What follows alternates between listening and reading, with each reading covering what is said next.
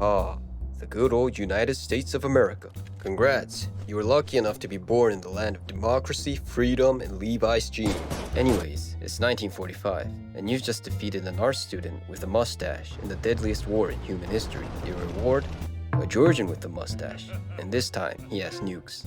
And somewhere in that cold fever dream, you turn and see a place that looks pretty warm, and you start feeling some weird desires. Enter the Middle East, the land of oil and political chaos.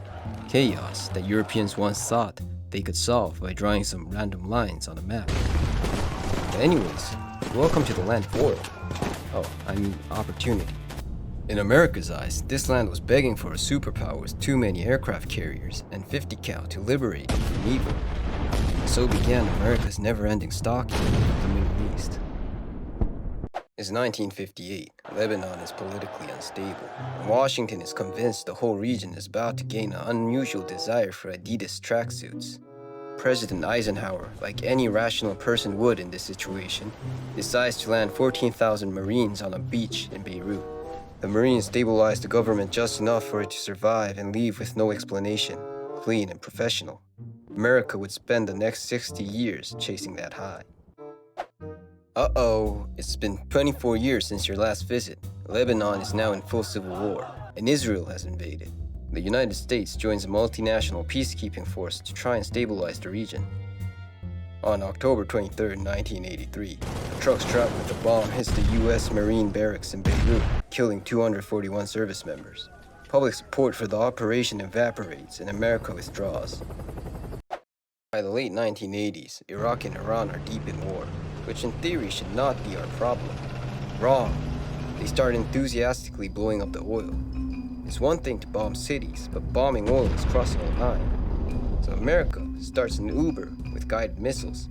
Under Operation Earnest Will, Americans rename Kuwaiti oil tankers as American and sail destroyers alongside them as protection. But in April 1988, the U.S. destroyer hits an Iranian mine. America calmly retaliates with Operation Praying Mantis, destroying 2 Iranian oil platforms and sinking several Iranian ships. Iran stops attacking tankers, but is also left hating the U.S. even more. Hope that this hate doesn't lead to any problems in the future. Now, for everyone's favorite slow reverb edit, enter the Gulf War. Saddam Hussein, dictator of Iraq, looks at his tiny oil-rich neighbor Kuwait and decides he wants it. And in August 1990, Iraqi tanks roll across the border. Huge mistake, because taking America's oil supply is like taking the TV remote from your dad.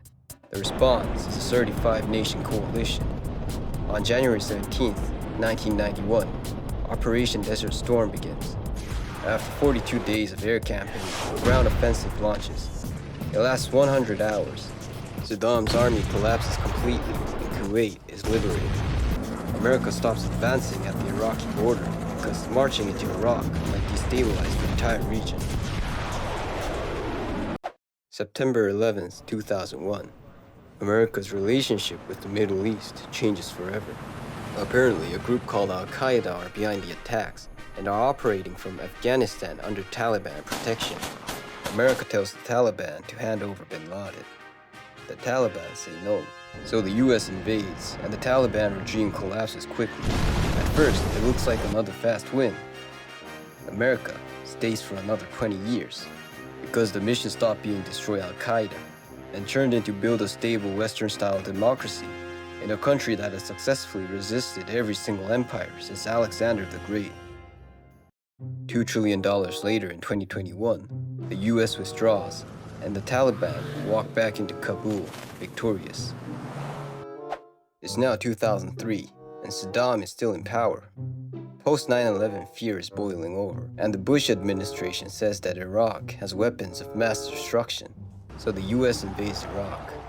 Baghdad falls fast, Saddam himself is captured, and to everyone's surprise, no major weapons of mass destruction stockpiles are found.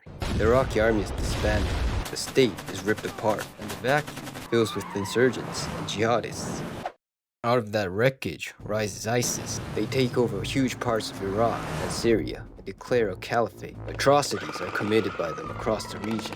America had learned a thing or two and does not try another giant occupation. Instead, it uses airstrikes, special forces, and local partners like the Kurds to grind ISIS down. By 2019, the physical caliphate of ISIS is destroyed, but some remnants are still said to be active in the region.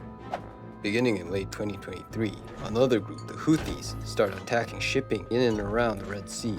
The Suez route in this region carries about 15% of global trade, so you know the drill.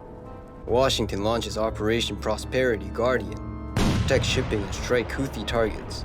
The conflict is still ongoing, and remnants of the Houthis still threaten the Red Sea trading.